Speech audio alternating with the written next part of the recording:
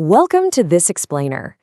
When we talk about intelligence, we usually think about it in this really narrow, kind of rigid way.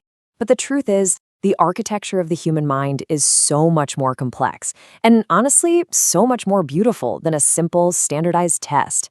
Intelligence isn't just your IQ score, it's literally the fundamental way we think, the way we feel, and how we actually process and understand life across drastically different levels of awareness.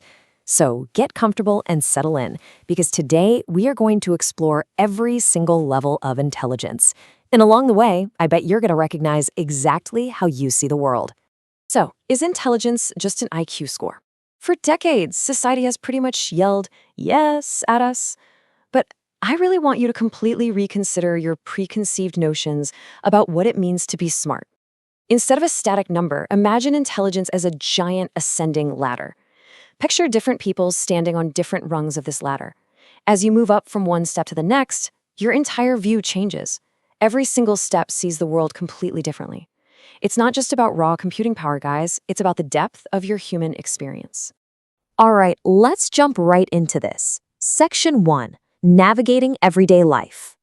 Let's look at the foundational levels first. Think of these first three rungs as the absolute bedrock of how human beings navigate everyday reality.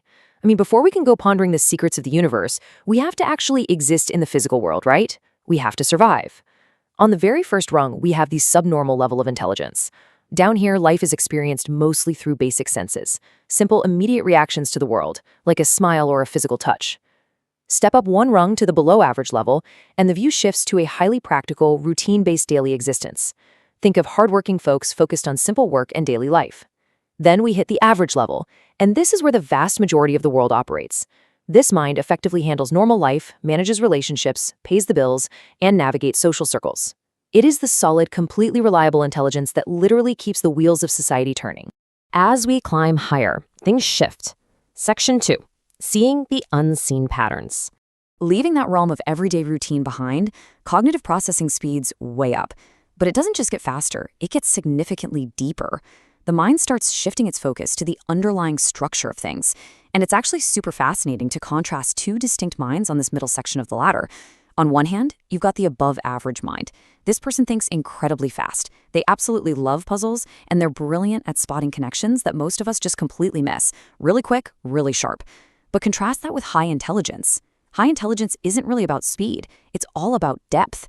This mind is characterized by deep, profound thinking. They're often the quiet observer in the room, processing the world on a much heavier level.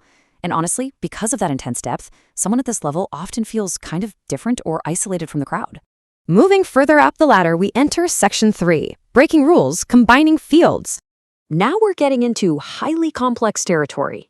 Here, intelligence fundamentally shifts its purpose. It stops just quietly observing the world and starts actively reshaping it. We're talking about individuals who don't just learn the rules of the game, they rewrite them. First up in this tier is the gifted level. The gifted mind is an absolute powerhouse of fast learning and deep thinking. A young person at this level often masters highly complex skills incredibly early in life. But here is the absolute crucial defining feature. It's coupled with massive emotional intensity. Being gifted isn't just a brain thing, it is an intense emotional reality. Their brain processes information so intensely that they experience feelings with that exact same magnitude. And that brings us to our next rung, the genius. Now, that word gets thrown around a whole lot, but in the architecture of the mind, a genius has a very specific function. A genius is someone who fundamentally questions established rules. They'll look at an old, accepted system, spot its limitations, and just break it down. Why? To create completely new concepts. A genius doesn't just play an instrument perfectly, they invent an entirely new instrument no one has ever dreamed of before. Right alongside the genius, we find the incredible archetype of the polymath. While the genius breaks old systems, the polymath is highly skilled in multiple, wildly diverse fields all at the same time. They effortlessly blend disciplines that seem to have absolutely nothing to do with each other. Just imagine a mind that merges the precision of science, the creativity of art, and the math of music, all at once, seamlessly. They innovate by connecting completely separate islands of human knowledge into one giant unified continent. We are nearing the absolute peak now. Section 4, Shaping the Future and Beyond. At these final stages, the mind steps completely away from current existing systems. We're stepping out of the present entirely and moving into deeply abstract, forward-thinking realms. Look at the two minds here. First, level 9, the visionary. This is a highly action-oriented intelligence. They literally see the future in their mind's eye and have the extraordinary ability to actually build it, turning an abstract idea into tangible reality. But contrast that with the very top, level 10, the transcendent. This is the absolute peak. This mind isn't focused on building physical reality. They are looking completely beyond the material world. The transcendent intelligence is a calm, peaceful thinker who is solely seeking the ultimate, deeper truths about existence itself. Let's take a step back for a second and look at Section 5, the true purpose of growth. We've climbed all the way from basic sensory reactions to transcendent cosmic understanding. But what does this whole interconnected ladder actually mean for us? Why does it matter where we stand? Well, the crucial point is captured perfectly in this quote from our source material. Intelligence is not about being better than others. It's about how deeply you understand life and how far you grow. That right there is exactly what you should take away from this explainer. This ladder isn't some hierarchy of human worth. Not at all. Every single rung is valid and plays a crucial role in the human experience.